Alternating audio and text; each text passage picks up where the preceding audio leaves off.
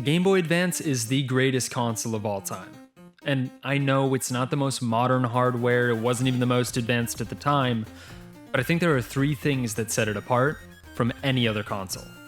Its hardware, its games, and its longevity. Alright, let's talk hardware.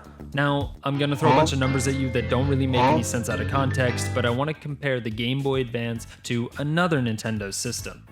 And I don't have any of this memorized, I'm just gonna read off my computer. Here we go. So the Game Boy Advance has a 32-bit CPU with 128 kilobytes of memory. The frame rate is 59.727500569606 FPS or 60 FPS. 15-bit RGB color with 32,768 possible colors. Now, here's the SNES. 16-bit CPU, 128 kilobytes of memory, the frame rate is 60.09 FPS, and the color is a 15-bit RGB with 32,768 possible colors. Now, all this does is say that the technical qualities of both systems are very similar, and that will come into play when we talk about the games that are being ported and made on the system. But for now, let's talk about design. The original Game Boy Advance design was in the landscape form factor with the buttons on the side of the screen, unlike having the buttons underneath the screen, which was the original design of the Game Boy and Game Boy Color by Gunpei Yokoi. And designer Gwenal Nicholas was able to successfully iterate on the hardware shell, but somehow, somewhere, still forgot to put a backlight on the screen. Luckily, future generations of the Game Boy Advance would refine and expand on this design. And although the design of the Game Boy Advance original is iconic in its own right, I think most people remember the Game Boy Advance SP as the definitive Game Boy Advance experience.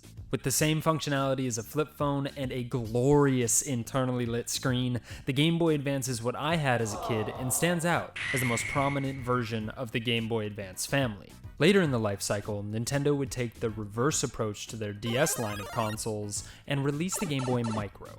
Without backwards compatibility and a truly tiny screen size, this is not the most fully fleshed out way to play the GBA, but an amazing artifact of the time nonetheless. I mean, like, look at those faceplates.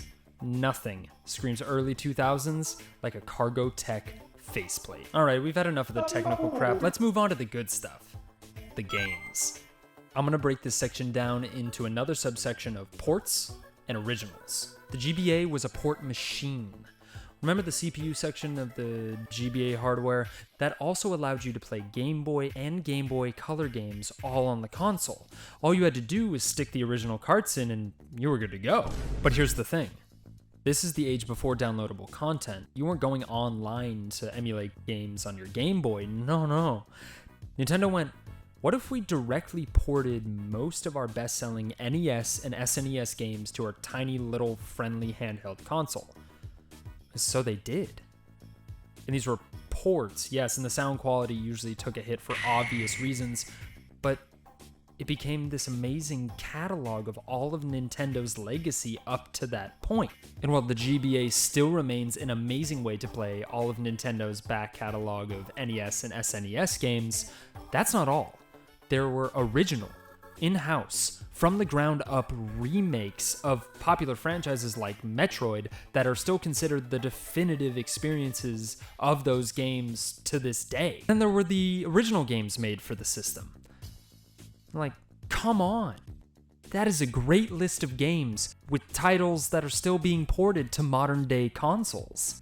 And that's the thing. I think that I'm feeling like I'm in a rut of, third-person action or first-person action games in the modern AAA beautiful-looking genre all feel like each other. Because to look back at what Nintendo themselves and second and third-party developers were doing was crazy at the time. I mean, we got isometric skateboarding, Mode 7 racing on a handheld, freaking Banjo-Kazooie 3D playing Mario Kart. Stuff is crazy! Needless to say, the games on the Game Boy Advance are iconic and stand out as experiences that you want to have even today. Now I want to talk about longevity, because the Game Boy Advance has some of the greatest graphics of all time. That's it. I mean, you can compare it to any console, retro or modern. And are they cutting edge? Of course not. Do they have all the buzzwords like ray tracing or whatever crap video games have these days? No. But I want you to look at this, and I want you to look at this. That game is 20 years old. That game is 2. And what's crazy about this is now we're seeing modern games try to reinvent what it was to play those Game Boy Advance games in the first place. I mean, we have things like Octopath Traveler and Triangle Strategy and Dead Cells all using the pixel art style, to great effect, being praised for their art direction. And although it's not the best comparison to the Game Boy Advance because those games have tech that the Game Boy could never even dream of, think about this. I want you to take any Xbox, PlayStation 2, or GameCube game from the same era as the Game Boy Advance. I bet you not one of them can stand up to the level of design and replayability that the Game Boy Advance holds. The Game Boy Advance has the most replayable library of games in all of gaming. That's longevity, baby. And oh yeah, they all run at 60 frames a second. So that's it. That's why the Game Boy Advance is the greatest console of all time. Not because of its, advances into the video game ecosystem, but because of its stability and longevity with a wide variety of top-notch experiences. Anyways, thanks for listening to me ramble for a bit. See you later.